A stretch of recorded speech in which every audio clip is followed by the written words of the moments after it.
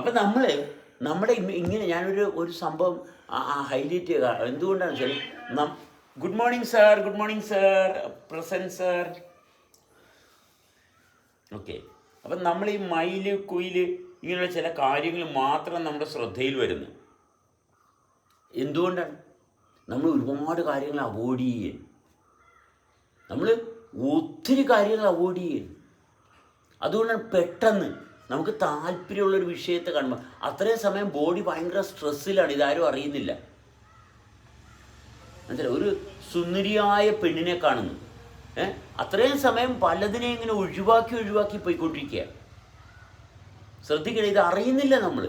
സുന്ദരിയായ ഒരു പെണ്ണിനെ കണ്ടു എന്ന് വെച്ചാൽ എന്താണ്? അപ്പോഴാണ് ഒരു ഈസ് വന്നത്.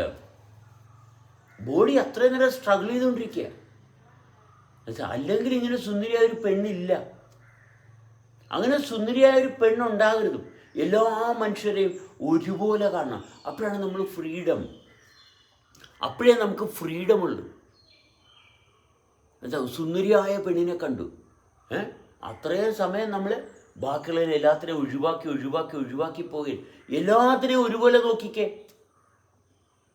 എല്ലാ സംഭവത്തിലും ഒരുപോലെ നമ്മൾ വേറിട്ട് അങ്ങനെ വണ്ടി ഓടിച്ചുകൊണ്ടിരിക്കുമ്പോൾ പെട്ടെന്നൊരു വീട് കണ്ട്, എന്ത് ഭംഗിയുള്ള വീട്! എങ്ങനെ നമ്മുടെ ശ്രദ്ധയിൽ ഇത്രയും ഭംഗിയുള്ളൊരു വീടായിട്ട് നോട്ടീസ് ചെയ്തു? കാരണം ബാക്കിയുള്ള വീട്ടിലോട്ടൊന്നും നമ്മുടെ ശ്രദ്ധ പോകുന്നില്ല. അത് എല്ലാ വീടും എല്ലാ കാര്യങ്ങളും കാണുമ്പോഴും ഒരുപോലെ കണ്ടുപോകാൻ സാധിക്കണം. അപ്പോഴാണ് നമുക്ക് സമാധാനം ഉണ്ടാകുന്നത്. സെലക്റ്റീവ് ഇൻവോൾവ്മെന്റ് ആണ് ഈ ഇമേജസ് ഉണ്ടാക്കുന്നത്. ഡെഫിനറ്റ്ലി അതാണ് നമ്മുടെ സ്വപ്നത്തിന് കാരണം. എന്ത് സഫർ ചെയ്യാണ് ബോഡി, സ്ട്രഗിളാണ്, ക്ഷീണമാണ് ഉണ്ടാകുന്നത്. നമുക്ക് ക്ഷീണമാണ് ഉണ്ടാകുന്നത്. ഇത് ഭയങ്കര ഹൈ റിഫൈൻഡ് ക്ഷീണമാണ് ഉണ്ടാകുന്നത്. ആരും അറിയുന്നില്ല. മനസ്സിലായി? ഞാനൊന്നും ചെയ്തില്ല. ഞാനൊന്ന് യാത്ര കഴിഞ്ഞ് വീട്ടിൽ വന്നപ്പോൾ ഭയങ്കര ക്ഷീണം. എന്താ കാരണം? എന്താണ്? ഈ മൈൻഡ് ഇങ്ങനെ കിടന്ന് അനലൈസ് ചെയ്യണം. മനസ്സിലായി? എനിക്ക് വേണ്ടത് മനസ്സിലായി? കാരണം എനിക്കൊന്നും കിട്ടുന്നില്ല. അത്രയും സമയം ശരീരം ശോഷിക്കുകയാണ്. മനസ്സിലായി? നിരന്തരം അനുഭവിച്ചുകൊണ്ടിരിക്കണം. ഈ പ്രപഞ്ചം എല്ലാ ജീവജാലങ്ങൾക്കും ഒരുപോലെ അവകാശപ്പെട്ടതാണല്ലോ. തീർച്ചയായും. അപ്പോൾ മനുഷ്യ സമൂഹത്തിൽ ഈ മനുഷ്യരുടെ ഓരോരുത്തരുടെ കഴിവനുസരിച്ച് കൂടുതലും കുറവും അവർ കൈയടക്കി വെച്ചിരിക്കുന്നത് അത് പണമായിട്ടോ ആഹാരമായിട്ടോ മറ്റുള്ളവർക്ക് സഹായം ചെയ്യുന്ന ഒരു സഹായമല്ല എന്നാണ് ഇപ്പൊ പറഞ്ഞത്. ശരി. അപ്പോൾ നമ്മൾ ഒരാൾക്കൊരു സഹായം എന്ന് പറയുന്നത് ഏത് തരത്തിലാണ് ചെയ്യേണ്ടത്? സഹായം ചെയ്യണമെന്ന് നിർബന്ധം എന്താണ്? സഹായം ചെയ്യണ്ട. ഒരാൾക്കൊരു ഉപകാരം അല്ലെ, ഒരാളെ ഒരു എന്താ അവരെ നമ്മളൊരു തലത്തിലേക്ക് ആയെങ്കിൽ അതുപോലെ ആഗ്രഹിക്കുന്ന ആളുടെയും കൂടെ ഉയർത്തിയെടുക്കാനെങ്കിൽ എന്താണ് ചെയ്യേണ്ടത്? അതായത് നമ്മൾ നടന്നു പോകുമ്പോൾ റോഡിൻ്റെ സൈഡിൽ ഒരു കൊച്ചു കുട്ടി നിന്ന് കരയുന്നു.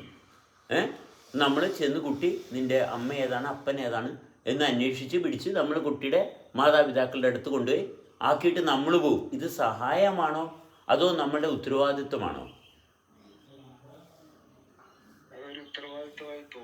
അത്രയേ ഉള്ളൂ. ഇത്രയും ചെയ്താൽ മതി. ആരെങ്കിലും നമ്മൾ നടന്നു പോകുമ്പോൾ നമ്മുടെ അടുത്ത് നിൽക്കുന്ന ആൾ പെട്ടെന്ന് കാല് തട്ടി വീഴാൻ പോകുന്നു, നമ്മൾ കയറി പിടിക്കും അല്ലേ? അവിടെ ആലോചിച്ചിട്ടല്ലല്ലേ ചെയ്യണത്. അത് നമ്മുടെ നാച്ചുറൽ ഇൻസ്റ്റിങ്ക്റ്റാണ്.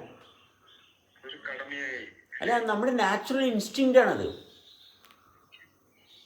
ഇപ്പം നിങ്ങളുടെ ശബ്ദം കേൾക്കുമ്പോൾ വിനോദിനോട് ഞാൻ പ്രതികരിക്കുന്നു. അത് നാച്ചുറൽ ഇൻസ്റ്റിങ്ക്റ്റാണ്. ഇത് ചെയ്യേണ്ടതാണ്. ഞാൻ നിങ്ങളെ അവഗണിച്ചാൽ എൻ്റെ ജീവിതം ദുരന്തമാകും. എൻ്റെ ജീവിതം നിങ്ങൾ ഒരു വ്യക്തിയെ അവഗണിക്കാൻ പാടില്ല. ഒരു വ്യക്തിയെ അവഗണിക്കാൻ പാടില്ല. ആ വ്യക്തിയെ അവഗണിക്കുന്നുണ്ടെങ്കിൽ നമ്മൾ ചെയ്യേണ്ടത് എന്താണ്? ഒന്നും പറഞ്ഞു കൊടുക്കണ്ട. നമ്മൾ എത്രത്തോളം ശ്രേഷ്ഠമായിട്ട് കൊണ്ടു നടക്കുന്നുണ്ടെന്നുള്ള ഭാഗത്തിന് യാതൊരു മങ്ങലും വെക്കാണ്ട് കൊണ്ടുവന്നാൽ മതി. അപ്പോഴാ വ്യക്തിക്ക് തന്നെത്താൻ തോന്നിക്കോളും. നീ ഇങ്ങനെ നടക്കരുതെന്ന് പറയും തോറും അവൻ അങ്ങനെ തന്നെ നടക്കും. നമ്മളൊന്നും പറഞ്ഞു കൊടുക്കുക. നമ്മൾ നല്ല രീതിയിൽ നടക്കുമ്പോൾ, നമ്മുടെ അനുഭവത്തിൽ തുടരുമ്പോൾ ആ വ്യക്തിക്ക് താല്പര്യം. നമ്മൾ ചെയ്യേണ്ട കാര്യം ചെയ്താൽ മതി. സഹായിക്കാൻ പോകണ്ട. സഹായം എന്ന് പറയുമ്പോൾ വേറിട്ടൊരു പ്രവൃത്തിയാണ്. ഇത് നിരന്തരം ചെയ്തുകൊണ്ടിരിക്കുകയാണ്. നിരന്തരം ചെയ്തുകൊണ്ടിരിക്കുക. അതുകൊണ്ട് എന്താണ്, വിനോദ് എനിക്ക് വേണ്ടിയിട്ട് എന്തെങ്കിലും ചെയ്തോ അങ്ങനൊരു ഭാഗമില്ല. കാരണം എല്ലാവരും ചെയ്യേണ്ടവരും നിരന്തരം ചെയ്തുകൊണ്ടിരിക്കില്ലേ. മറ്റേത് അത് വേറിട്ട് കാണുകയാണ്. എന്നുവെച്ചാൽ ഓ വിനോദ് എനിക്ക് 2000 രൂപ തന്നു, അവിടെ അത് ഫുൾ സ്റ്റോപ്പല്ലേ, അത് ഫുൾ സ്റ്റോപ്പാണ്. കാരണം ശരത്ത് എനിക്ക് 10 ലക്ഷം തന്ന് ഞാൻ വിനോദിനെ മൈൻഡ് ചെയ്യുമോ? കാരണം ശരത്ത് എനിക്ക് 10 ലക്ഷം രൂപയാണ് തന്നിരിക്കുന്നത്. ഇത് രണ്ടും കാണരുത്. 10 ലക്ഷം രൂപ തരേണ്ടത് ശരത്തിൻ്റെ ഭാഗത്തായിരുന്നു, 2000 രൂപ തരേണ്ടത് വിനോദിൻ്റെ ഭാഗത്തായിരുന്നു.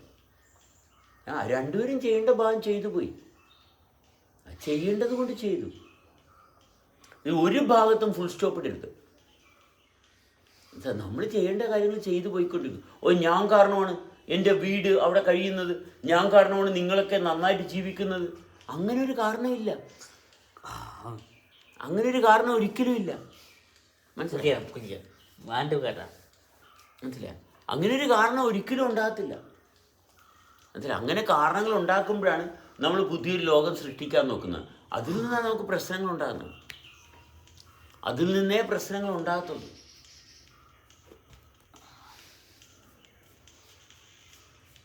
അല്ലെങ്കിൽ ഫുൾ ടൈം ആക്റ്റീവ് അല്ലേ,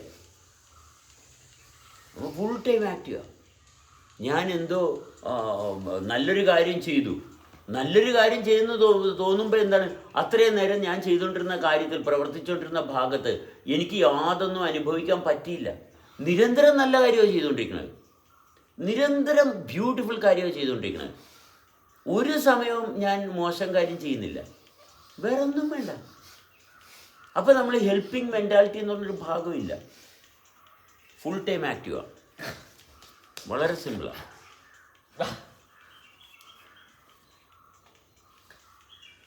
വളരെ സിമ്പിളാണ്, എല്ലായ്പ്പോഴും സിമ്പിളാണ്. മനസ്സിലായോ? ഇത് ഹെൽപ്പിംഗ് മെൻറ്റാലിറ്റി. ഓ ഞാൻ എൻ്റെ കാല് തിരുമ്മിക്കൊടുത്തു, ഞാൻ എൻ്റെ മകനെ സഹായിച്ചു, അങ്ങനെ ഒരു ഭാഗം ആവശ്യമില്ല. എനിക്ക് ചെയ്യാൻ തോന്നുന്നു ഞാൻ ചെയ്യുന്നു. മനസ്സിലായി? ഞാൻ എത്രത്തോളം ആക്റ്റീവായിട്ടിരിക്കാൻ പറ്റുന്നു, അത്രയേ ഉള്ളൂ. ഞാൻ കാരണം മറ്റാൾ എന്നുള്ള ഭാഗം. കാരണം എല്ലാവർക്കും ഈ ഞാൻ കാരണമുണ്ട്. എൻ്റെ കാരണം എന്താണ്? എല്ലാവർക്കും ഈ ഞാൻ കാരണമെന്ന് പറയുന്നത് ഒന്നാണ്. ഈ ആകാശം എല്ലാവർക്കും ഒരുപോലെയാണ്. അതുകൊണ്ട് ഓരോരുത്തർക്കും തോന്നിയതുപോലെ ആകാശമൊന്നുമില്ല. ഞാൻ എന്ന് പറഞ്ഞത് എല്ലാവർക്കും ഒരുപോലെയാണ്.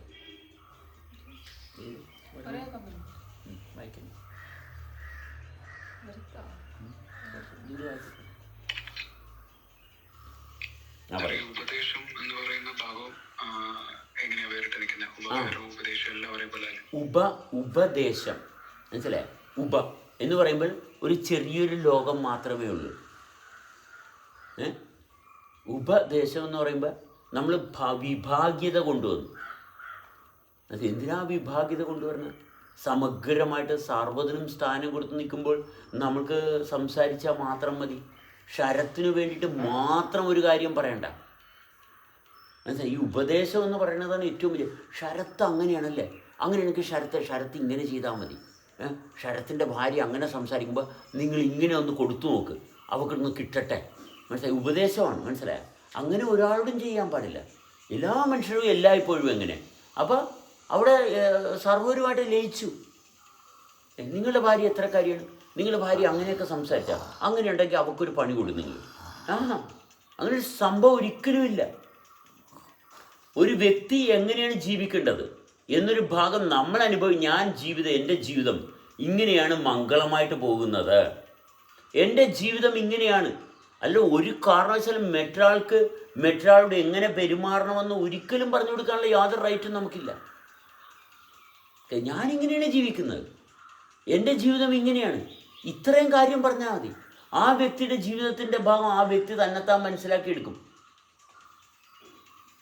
അത്രയേ ഉള്ളൂ. ഒരിക്കലും ഉപദേശിക്കാൻ പാടില്ല. എല്ലാവർക്കും ജീവിതം എന്ന് പറയുന്നത് വളരെ അമൂല്യമാണ്. അപ്പം മറ്റൊരാളുടെ ജീവിതത്തിൽ കയറി നമ്മൾ ഒരിക്കലും കൊടാലിയാകാൻ പാടില്ല. ഇപ്പം യൂട്യൂബിലൊരു ഡോക്ടർ സൂസൻ തോമസ് എന്നാകട്ടെ നാർസിസ്റ്റ് പേഴ്സണാലിറ്റി ഡിസോർഡർ എന്നും പറഞ്ഞ് കുറേ വ്യവസ്ഥകൾ ഇങ്ങനെ വിളമ്പുന്നുണ്ട്. അപ്പോൾ ആൾക്കാർ ഭാര്യ നോക്കുകയാണ്, അല്ലെ ഭർത്താവ് നോക്കുകയാണ്, ഓ എൻ്റെ ഭാര്യ നാർസിസിസ്റ്റ് പേഴ്സണാലിറ്റി ഡിസോർഡറുള്ള ആളാണല്ല. മനസ്സിലായി? ഇങ്ങനെയുള്ളവരെ എങ്ങനെ ട്രീറ്റ് ചെയ്യണം, അവരെ എങ്ങനെ കൺട്രോൾ ചെയ്യണം. എന്തിനാണ് ഈ മറ്റൊരാളെ കൺട്രോൾ ചെയ്യണ ഭാഗം? ഞാൻ എൻ്റെ ലൈഫ് എങ്ങനെ റിച്ചായിട്ട് കൊണ്ടുപോകണമെന്നുള്ള ഒരൊറ്റ ഭാഗം പറഞ്ഞാൽ പോരെ? എൻ്റെ ജീവിതം നന്നായിട്ട് കൊണ്ടുപോകുന്ന ഭാഗം മാത്രം പറഞ്ഞാൽ മതി. ഓരോരുത്തരും അവരുടെ ജീവിതം നോക്കിക്കോളും. ഞാൻ മറ്റൊരാളെ കൈകാര്യം ചെയ്യണം. എന്ത് കാര്യത്തിനാണ് മറ്റൊരാളെ കൈകാര്യം ചെയ്യണം? ഏറ്റവും വൃത്തികെട്ട സ്വഭാവമാണത്. ഞാൻ മറ്റൊരാളെ കൈകാര്യം ചെയ്യണം. ഇപ്പം ഭാര്യ ഭർത്താവ് എന്നുള്ളൊരു ഭാഗത്ത് ഭർത്താവ് ചെയ്യുന്ന പ്രവൃത്തികൾ ഭാര്യനെ എഫക്ട് ചെയ്യുന്നൊരു ഭാഗമുണ്ടല്ലോ. ഭാര്യയ്ക്ക് മാത്രമായിട്ട് ഒരു